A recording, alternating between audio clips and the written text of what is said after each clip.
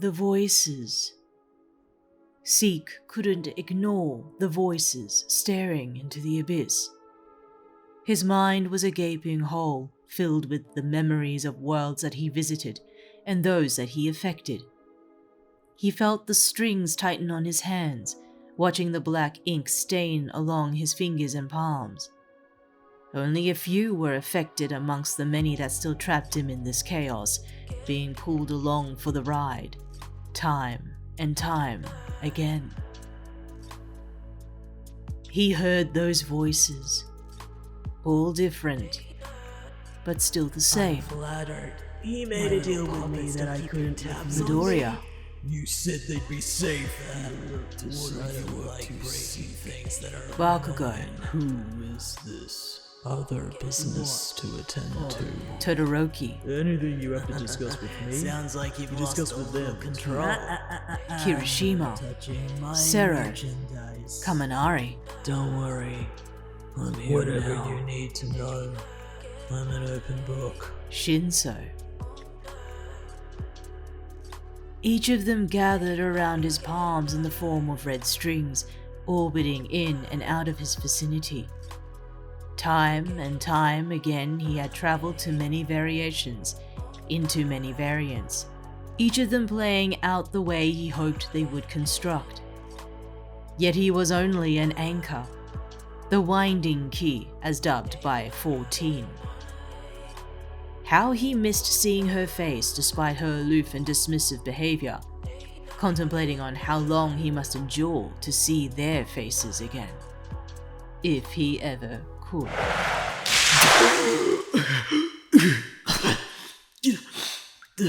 Water crashed atop Seek's head in an icy cold wave, waking him from his induced state.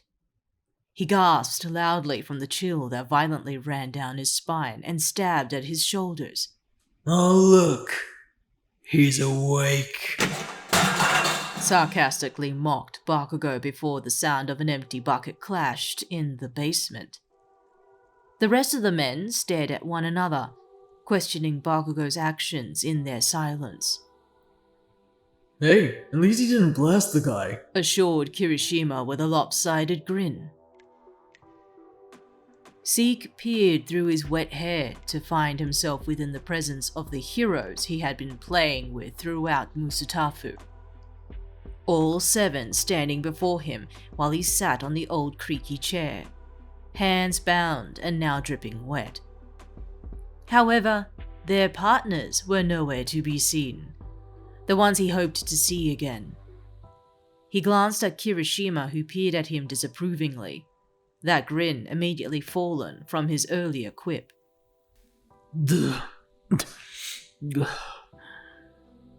What happened? Huskily asked Seek through the cold that clung onto his clothes. You passed out. Answered Kirishima. Oh, finally. Sugar's kept me waiting for too long. Seek almost flew from his seat. The force of the punch swam through his head before he caught his footing. He peered through the pain to find Kaminari before him, his eyes casting a venomous glare into his own. Great to finally meet you in person. Charge ball. He greeted, which earned another punch in the face, losing his footing and crashing onto the floor, still bound to the chair on his back. Kaminari! Called out Kirishima, immediately grabbing hold of the blonde's shoulders. Dude, we're just as mad as you are! Nah, let him go, shitty hair. Interrupted Bakugo, smirking at the scene. I'm impressed Dun's face had it in him. We still need him. Alive. Shinso sarcastically recalled, in turn. I understand why you're all mad. Muttered Seek with a grin, his snake eyes watching each of the men while he licked the corner of his lips, the taste of blood springing from within. You can't ask me anything.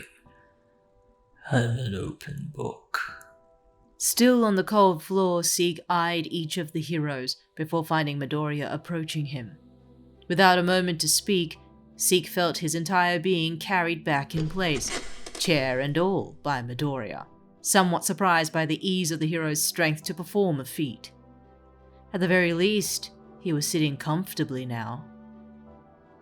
Seek sat tall, leaning his back against the chair and pulling at his shoulders from the aches of Kaminari's knee-jerked assault. That creak returned in his left shoulder, feeling the tension against his joint and catching Kirishima's ear. It was no secret that he had caught the redhead's attention about it. You wanted my prime suspect from Tartarus, started Shinso, his violet eyes scrutinizing Seek's reactions. Why? Seek only sat, his eyes staring deeply into Shinso without a word, still smiling. Always smiling. It was a waiting game with this man, watching Shinso's patience for a response, almost like a ticking bomb. He wondered to what extent Shinso would wait until he took measures in his own hands, a thought driven by past experience. Shinso, meanwhile, couldn't fathom what he felt, staring into Seek's snake eyes. There was something deep and yearning inside them, something that he had been told time and time again in passing. He began to understand this strange affinity with the man, entranced by something unspoken, and yet Seek never said a word. Why? Repeated Todoroki, snapping Shinso out of his thoughts. They're an old friend. I thought I answered that question months ago. Replied Seek with a smile. But you need not worry about that. I no longer require any assistance. You found them, stated Shinso, still searching, only to be met with a smile. Silence fell over the group before Midoriya stepped forward. Did you find them? He asked, his eyes drawn to Shinso briefly in acknowledgement of Seek's responses towards the purple-haired hero. Not yet, but send my gratitude to your network. They were very gracious, answered Seek with no malice. His eyes trailed onto Midoriya, smile widening while he stared into his emerald eyes.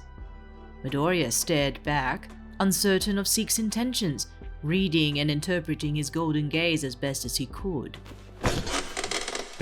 Until the fist grabbed hold of Seek's collar, pulling him up from the chair with a rough tug. You say one more word and I'll tear your throat out, threatened Bakugo, his sneer enraged while he cast a deathly glare. Seek's eyes stared in surprise at the irate blonde, which only incited another spout of anger. The outburst was out of nowhere, according to his assumptions, before he looked between Bakugo and Midoriya, wondering about what had sparked this mild confusion. Kajan, wait! Interrupted Midoriya while he approached the blonde. Give me one good reason why, sneered Bakugo. Remember what Shinso said? Asked Todoroki, his hand on Bakugo's shoulder before it was violently shoved away. He's not in charge. Of course he's not, piped Seek, still with a smile. After all, he was the one who caught me. But you don't care about that. He stared into Bakugo's eyes, the red almost aglow with intense and unbridled rage. Oh, I see. Your sweetheart runs the network, mused Seek nonchalantly, earning a tightened fist. You want to keep them protected. I understand. Your sweetheart will flutter around, and before you know it, you'll lose sight of them. Was that a threat? Growled Bakugo, his face violently edging closer to Seek with a sneer. Why do people assume I'm threatening? Bakugo, stand down. calmly advised Todoroki, his hands now lingering behind the blonde's back. Remember why we're all here. Yes. Listen to the voice of reason. Continued Seek as if he seemingly joined in conversation, his eye on Todoroki. Your reputation precedes you, and your angel will always make sure of that. Such a waste. Where are they? Interrupted Kaminari, stepping into Seek's face while he pushed Midoriya out of the way, fueled by rage. I don't know. Guys, we're not getting anywhere arguing like this. Reminded Sero while he pulled everyone apart. Can't you see what he's doing? All men stopped, turning their eyes to one another in contemplation. Seek was an instigator, that much they had discerned over the months, while that smile still lingered on the man's face. Sero's right. Agreed Kirishima. He's playing us. Well, there goes all the fun. Mused Seek with a grin, now turning his eyes on Sero. Your Behino would have loved to witness this. They're troublemakers by trade. A rough shove into his seat silenced his coy remarks, leaving him with a sting along his back and handcuffed hands. His eyes watched the group before him, spotting Bakugo skulk back, his arms crossed with a deep frown. He couldn't help but chuckle, finding himself back where he started, under scrutiny. It was exactly where he needed to be. Where are they? Slowly reiterated Kaminari with a slight edge in his voice. I don't know. What did I say? Responded Seek, unwilling to look away from Kaminari's glare. Seek blinked furiously from the force of Kaminari's fist, holding himself up from the chair unsteadily. The scuffling of feet pulled Kaminari away, jerked back by Sero, who held his arms at bay. Kaminari glared at Seek with spite. The past week had overhauled everything he cared about and cared for, and for that, he wanted to aim his anger at a physical target. Despite this, Sero pulled Kaminari away with the help of Kirishima, whilst the others focused on Seek, now with a bloody lip. Enough of the games. What do you want? Asked Shinso, exasperated by the turn of events. Again, Seek grew silent, still smiling, yet never for a moment spoke a word. Shinso knew how he played, hoping that in the violent bouts in between that he would slip up and speak. But nothing. He saw something cunning about his motives and how he spoke to each of them, strangely feeling that he already knew them somehow. Where's the psychiatrist? Asked Midoriya, interjecting into the interrogation and bringing Shinso's attention to his knowledge. I know it's your case, but it's overhaul. He continued with reason. I want what all of you want. Peace. Started Seek, sitting up while he rolled his shoulders, creaking a little more obvious to the ear. Listen when I say this, because I will not explain nor repeat myself. There's a few things that you all should know. That caught each of their ears, now standing before him ready to listen to his reasons and his answers. Seek rolled his left shoulder again, feeling that heavy and stubborn creak louder than it had ever been over the course of his stay. It was becoming more of a nuisance, trying to ignore the fact that laid underneath his cloak. I don't lie. I never lie. Everything that I had ever said to you or your loved ones are all true. We're going to believe this crap. Ousted Bakugo with a sneer. Kajan, let's hear him out. Reasoned Midoriya, earning a deep sneer from the blonde before he stood down once more. I traveled here because I was ready to finally put an end to something that has long been a constant over and over again. You may not believe me when I say that I have met you all before, many times over, all different variations, but the same. The same names, the same faces, but each of you slightly off kilter, one way or another. Seek's eyes trailed between each of the men, reading their faces with varying reactions. Confusion, anger, disbelief, and distrust. I don't understand. Mused Todoroki, turning to the others in hopes for an explanation. Is this what kitten meant? Asked Shinso, his eyes scrutinizing. When they picked at your brain?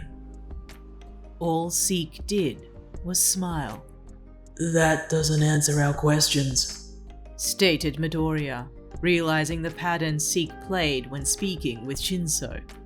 A word to the wise. Number 1. Don't trust no one. Remarked Seek, his smile fading at the mere utterance of those words. One by one, his eyes traveled around the group, peering into their untrustworthy gaze. Charge Bolt. Your home invasion was not a coincidence or some terrible happenstance. It was a setup, but I am not the one to blame. He started, grabbing hold of the blonde's attention and striking a silent rage from within. Sugar knew about the general, and it was no wonder that the kidnapping was arranged because of the fact. You knew? Questioned Kaminari angrily. You know this general? I know now. Reiterated Seek. I've never met her here. If she is like her other iterations, she's a medical professional of some kind, whether a counselor or a doctor. So here's a hint. She's had ties to the public commission once upon a time. So my suggestion to you, Chargebolt, is to find out who from the agency has been on every case involving her. Seek stared into Kaminari's eyes and watched, finding that cross look on his face almost familiar. He didn't stop there with his eyes now locked on. Cellophane, that look on your face tells all. You know of this general, do you?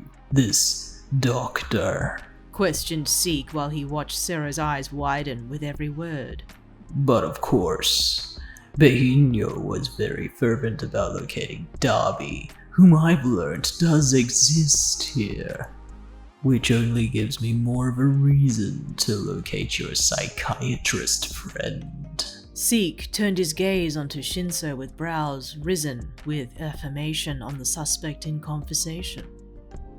With each revelation, Seek turned his eyes towards the men in question, fixating onto Shoto. Yes. I only learned recently that your brother exists. Where I jumped from, his name was never uttered, which was strange for me at the time. But all the more reason to protect your angel. They have greater strength than you allow them to be. Todoroki's eyes filled with an offense to Seek's assumptions, staring down into his smiling eyes before he broke away to Ground Zero. I have no qualms with you. None at the slightest. You just amaze me wherever I go. I only hope that your sweetheart lives up to their reputation. Bakugo sneered at Seek with a step before Kirishima halted him, pressing a hand on his shoulder to keep him from a rash decision. Red Riot. You already know of my intentions. In fact, you've been nothing but silent as of late. Started Seek, grabbing hold of Kirishima's attention. I implore that you heed my advice. Deku, I have words, but not right now. And Persona, I fear for you the most. The room grew silent, leaving the men confused and speechless after Seek's ramble. Kaminari stood despondent, but the others turned to one another, trying to decipher what had transpired moments ago. Did anyone catch all of that? Asked Sero, still reeling from the interrogation. It sounded like one long apology. Commented Kirishima. Look, asswipe, you better talk sense or else I'll blast it from ya. Threatened Bakugo. Nah. There is a string of events that will cascade, like dominoes falling over, one by one. Sighed Seek, his golden snake eyes staring up at the group with genuine concern. They are important, and you all need to be as vigilant as ever. No one will destroy what you've all built. He's talking nonsense. Stated Todoroki. Still, we got something out of it. Reminded Shinso before his eyes stared into Seek's once more. Now, can you tell us where that psychiatrist friend of yours is? He only saw another smile, but this one no longer a taunt or some cocky disposition. There was something genuine now. No. Slowly answered Seek, before a sudden hold took him over, his body seized by a power out of his control. His smile dropped and his eyes stared ahead, lifeless in their response. Oh, finally! Uttered Kaminari with a sigh. Something's not right. That was too easy. Commented Midoriya. Shinzo, what are you looking for? What's that creaking? Asked Shinso, unperturbed by Midoriya's query. Lift your cloak. As if pulled by strings, Seek attempted to pull his hands from his handcuffs, the metal cutting into his wrists while he tried to yank his arm. Not a breath of pain uttered from his lips, but his lifeless eyes twitched while sweat glistened from his feeble attempts. Shinzo! Shinzo, stop! Ordered Midoriya. Why? Stated Shinso calmly. No, stop it, Shinzo! Continued Midoriya before he ran to Seek's aid, grabbing hold of the handcuffs. With an effortless tug, the chains pulled apart, releasing Seek from the pain he endured, his wrists red from the burn. Still under control, Seek immediately lifted his cloak, only to show his uniform underneath. He only sat there, still under Shinso's command. Didn't know you had it in your eye bags. Interjected Bakugo, almost with a proud smirk on his face. We're not the villains! Yelled Midoriya with anger. Maybe this is all we get from him, but torture is unforgivable. We got what we needed. That's where we'll have to start. So, we should all be on the case? Asked Kirishima. No, we'll be too obvious together. All of us here are already jeopardizing everything. We'll wait to hear back from Kaminari. So, we should go about everything as if nothing happened at all. Stated Todoroki.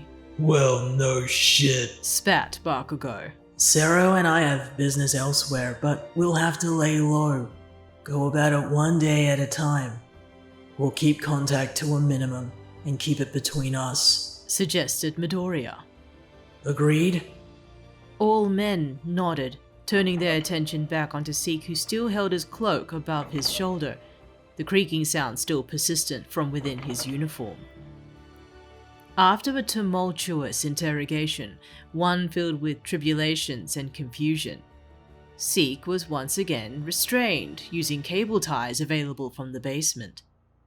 With each pro-hero leaving, Midoriya was the last, having a few words with Shinso before he departed, now in a rush to head home.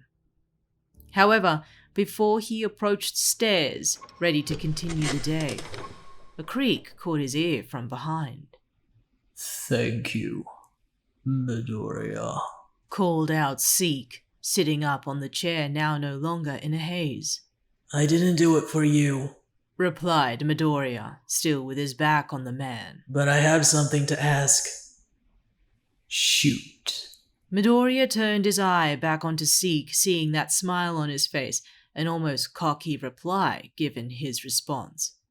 He walked up to him, pulling out an old wrinkled piece of paper from his pocket, before revealing the water-stained notes that splattered across its surface. What are these? Asked Midoriya, his eyes watching Zeke's reaction. He only saw a slight lift of his brow, taken back by the note that still had a few numbers legible on its wrinkled surface. Ah, that's where it went.